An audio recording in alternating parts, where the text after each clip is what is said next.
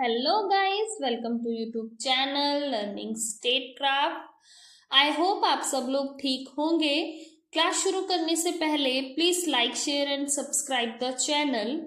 हमने हमारा कॉन्सेप्ट शुरू किया था, कॉन्सेप्ट ऑफ पावर, जिसमें हमने meaning, definitions, characteristics, source of power and method of using power concepts cover up कर लिए हैं। आई होप क्लियर हो गया होगा।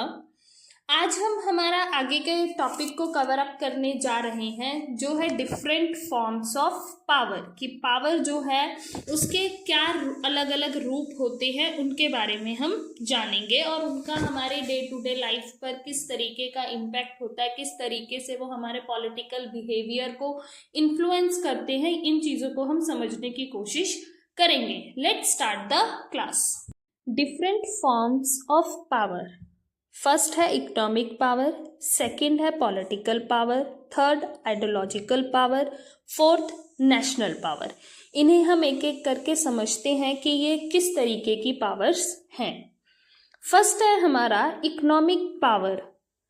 This refers to a power derived from the ownership of means of production and distribution such as land and factories.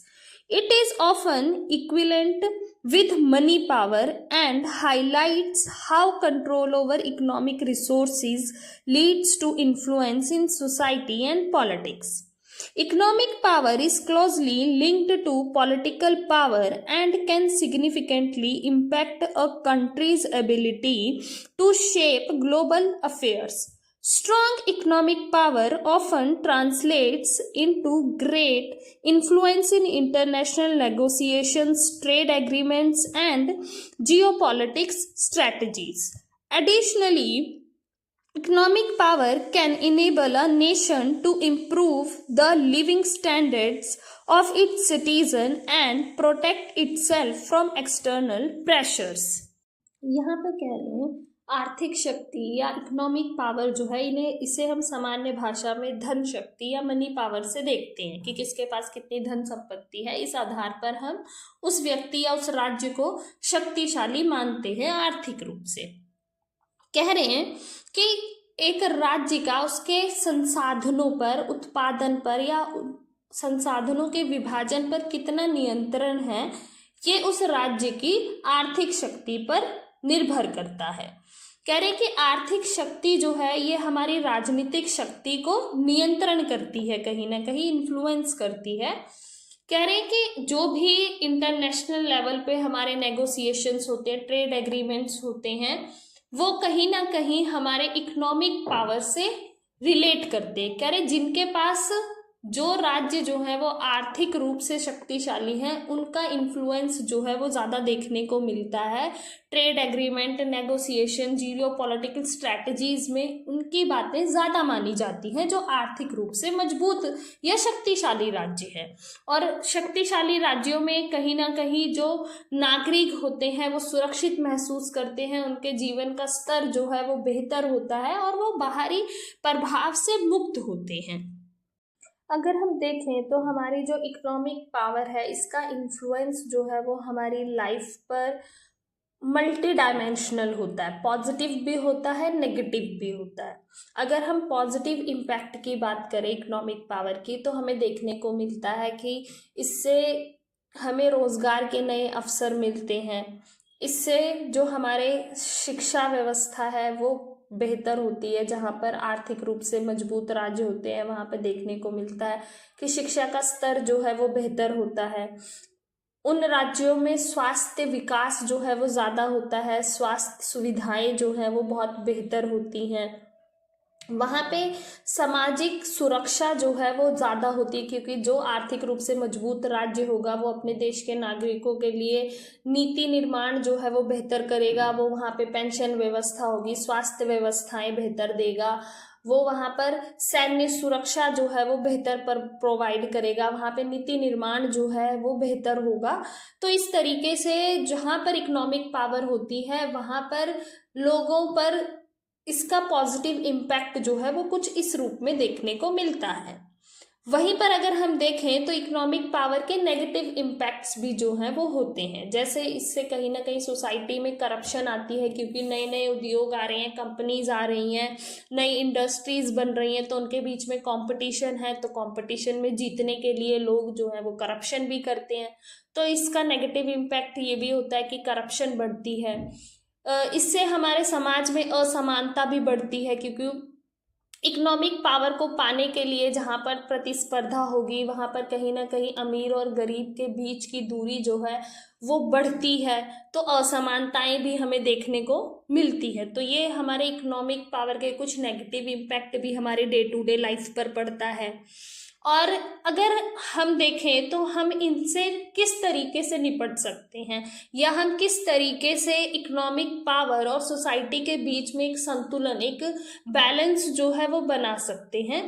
तो इसके लिए भी कुछ सजेशंस हैं। जैसे हम पावर को बांट सकते हैं, डिसेंट्रलाइजेशन ऑफ पावर कर सकते हैं, विकेंद्रीकरण, जहां पर शक्ति जो है अलग अलग स्तरों में बटी हुई होगी, तो एक व्यक्ति जो है वो दूसरे के लिए जवाबदेही होगा।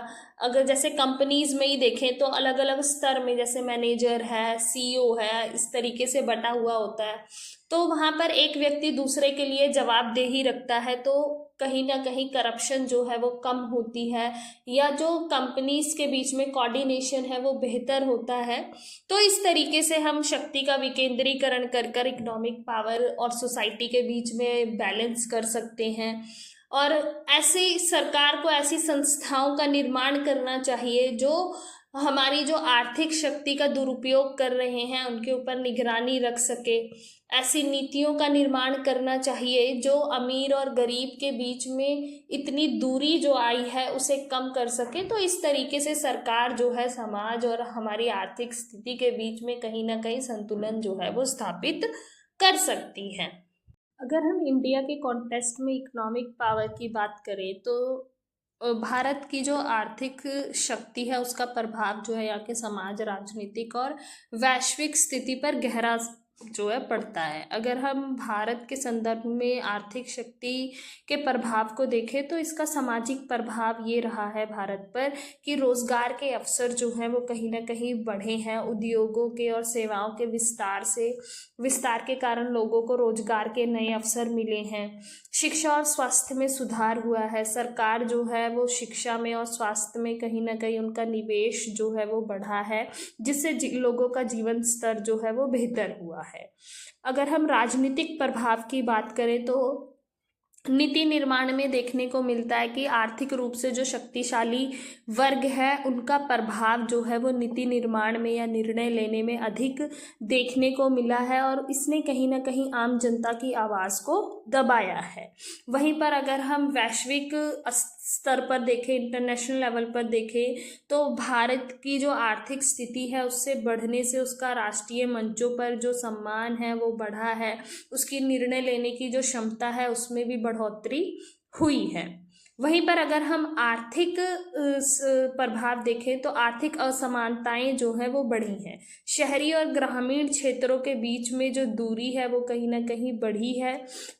शहरी क्षेत्र जो है वो कहीं ना कहीं अधिक विकसित हुए हैं, वहीं पे ग्रामीण क्षेत्रों में अवसरों के जो मौके हैं वो कहीं ना कहीं अभी भी कम हैं।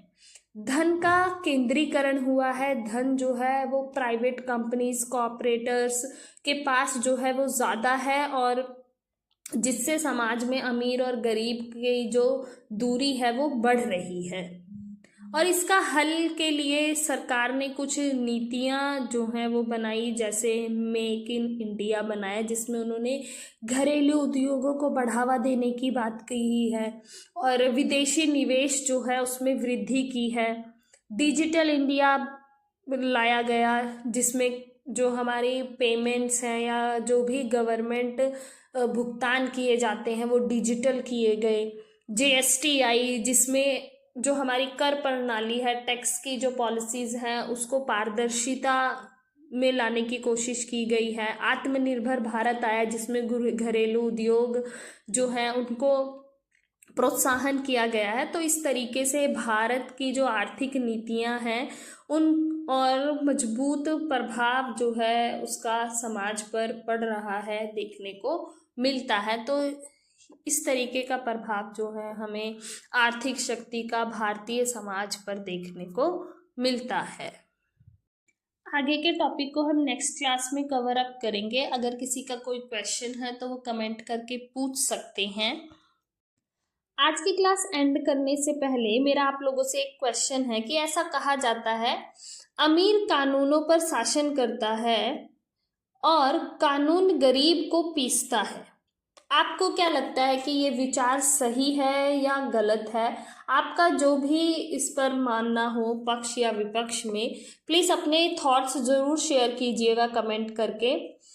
आई होप कि आज की क्लास आपको अच्छी लगी होगी। Please like share and subscribe the channel. Thank you for watching.